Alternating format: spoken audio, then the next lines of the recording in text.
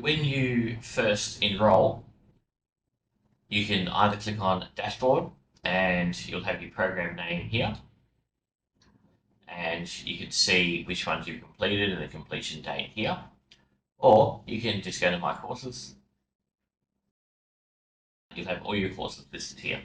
So first one I need to do is the pre-course requirements. Go in there. The first one is enter requirements check, which is that you need to have worked for 2 years in mining or construction, and just please upload your CV, which indicates you've got at least 2 years experience. Then there's a LLN and digital literacy test that you need to do. Then there's the enrolment form, and then there's the authenticity check, which is a uploading of your driver's license. So make sure you have all of that done first. Once that's done, go over to My Courses, and you can do this student feedback last. Make sure you do that last. It's just simply a learner questionnaire and an industry feedback. Please make sure you do that as well. So then back in My Courses, you can choose to do any of the courses that you've enrolled into in any order. Let's have a look at the 411. Up here, you can expand everything, or you can collapse everything, and same over here, you can collapse everything. So a good way to keep it nice and neat is to just have it all in there, okay? So down here, we have our Pilbara Quarries Mine Safety Management System. So this has lots of different mining information in it, and that's designed to help you with a lot of the questions. So this is a big part of the learning here. So if you're having any problems with questions or the practical, make sure you have a look in here and check for some learning. But the main learning is also in here.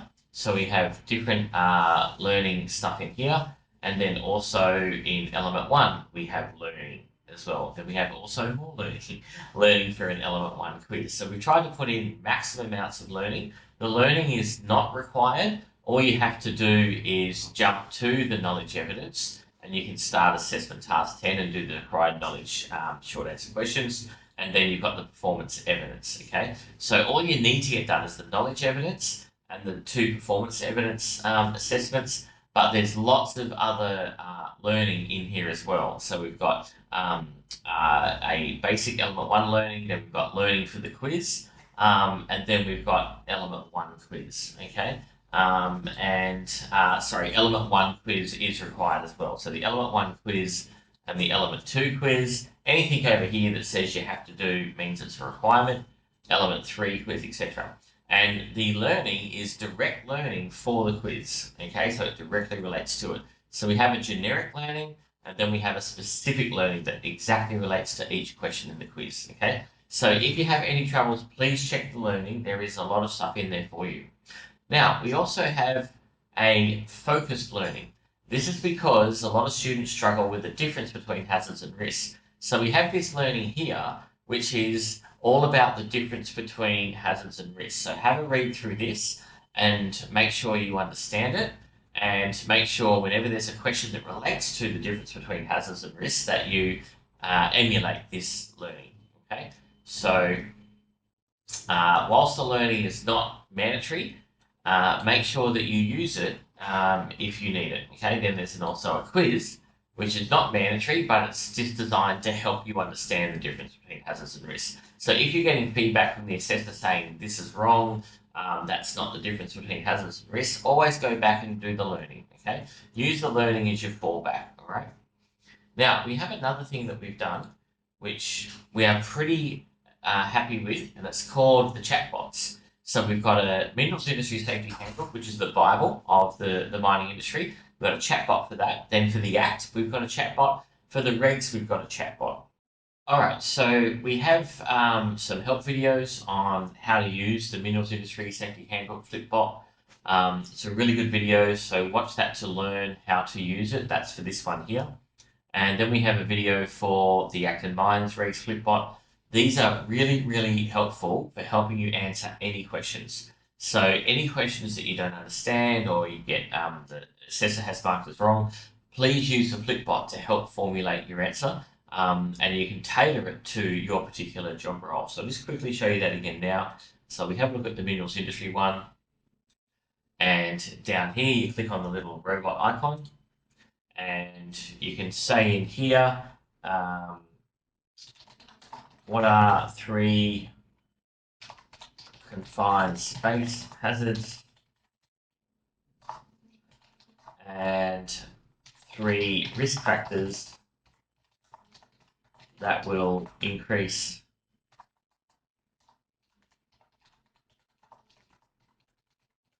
the likelihood of the hazard occurring, something like that.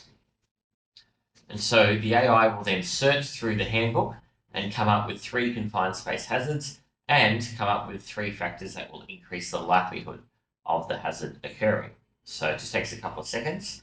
So the hazards that's identified is toxic gases, flammable gas, lack of oxygen, and then the risk factors that will increase the likelihood of these hazards occurring is a lack of ventilation, the presence of decaying vegetation, and use of oxygen-consuming equipment.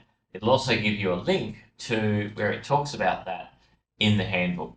Okay, so that's the confined space stuff there. So it's very, very handy to use. You can also use it to tailor it to your job role. How can I consult with my team about hazards and give an example for a crushing supervisor? Okay, and so this is now going to tell you how to consult with your team, and it's going to give an example for a crushing supervisor. So then you can apply that example into your answer. So it's going to talk about having open discussions with your team members, sharing their observations and concerns, encourage them to ask questions such as what are the hazards, what can go wrong, proactive approach to identify hazards before they occur. Then it goes into an example. As a crushing supervisor, you might hold a meeting and talk about specific hazards associated with crushing equipment, encourage team members to report hazards. So it's given you an answer that is tailored for a crushing supervisor. Okay, so that is a perfect answer that you could put into your short answer questions. So if you're getting any marks, any questions marked wrong by the assessor, please come in and use the Flipbot. They're very, very powerful. Okay. All right. So other things to note. So that's for the knowledge evidence questions. Okay. And there's another video here about how to use ChatGPT to help you understand what your assessor's feedback is for the answer. Okay, so we've tried to put in maximum learning and maximum help for you. Please take advantage of these things. So if we go down to, and so that's the short answer questions there that all relates to. If we have a look at the performance evidence, all of our performance evidences have lots of detailed notes, and they require you, and it also refers you to our Pilbara Quarries JSA procedure, which is down here. Okay, so always lots of learning and lots of links to read. And then it also asks you to upload a form, upload a JSA form, and do a 2-minute video. Okay, so all of the forms are here, and we all have completed examples. Okay, so always look at the completed examples, and it will really help you understand about what the assessment is asking. So this is a completed JSA form, and it's going through and giving you all sample answers of what we're after. And so obviously you can't use these sample answers. You've got to formulate your own JSA based on your own job role. And if you were just to copy this, obviously the assessor would not mark you correct. But it just is a really good indicator about what we're looking for. Our JSAs are more detailed than what you'd find on site because we've got to cover lots of different elements in the unit. Okay, so have a look at the sample answers always. That's very important. And then when it comes to the video, so let's have a look at the 3-minute video. See here how there's a click here to upload your video. All right. So this will take you to the Dropbox link, and then you can just add your video in here.